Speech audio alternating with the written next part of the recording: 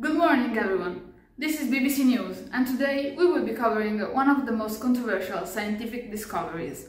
Ethical, political, and religious concerns have plagued the stem cells research. This area of science may not only involve the destruction of human embryos, but it has also raised concerns about issues such as donor payment and consent. Yet, stem cells hold promise for treating patients with amyotrophic lateral sclerosis, diabetes, and other devastating conditions. The result? Years of passionate, uncompromising debate, leading to a confused legal and ethical status for the cells. Today, you could have the chance to assist to the final debate on the topic, covered by some of the most influential countries in Europe. Don't miss out! What? No! Embryos must be considered human beings. No institution should allow the use of human lives as guinea pigs.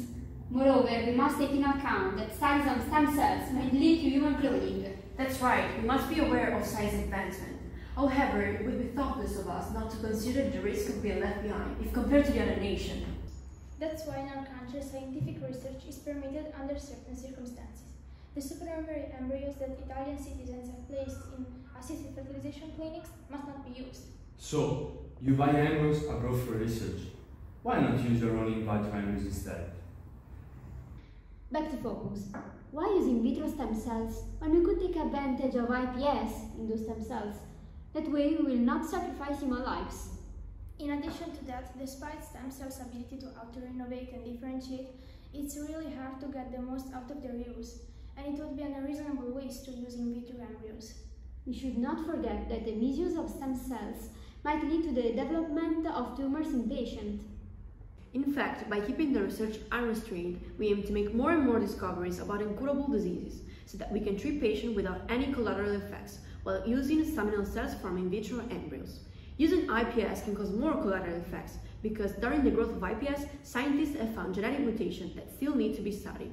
That's why IPS are not a valid substitute.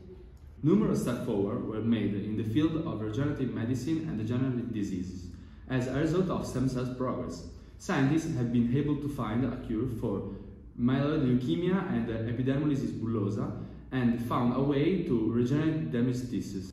Enough arguing on who's right and who's not. We need to find a compromise that will satisfy new scientific breakthrough and our ethical responsibilities. What do you think? Well, actually what I'm really interested in is scientific progress. Therefore, I'm not ready to impede it only because of bigotech and backwards ideologies. Scientific progress should be free, yet free doesn't mean unrestrained. Stem cells have turned out to be essential in clinical research, giving medicine the opportunity to make progress. The prospects for using stem cells and CRISPR-Cas9 together are increasing, and they are getting closer to a clinical realization. We shouldn't stop here. What are you doing here?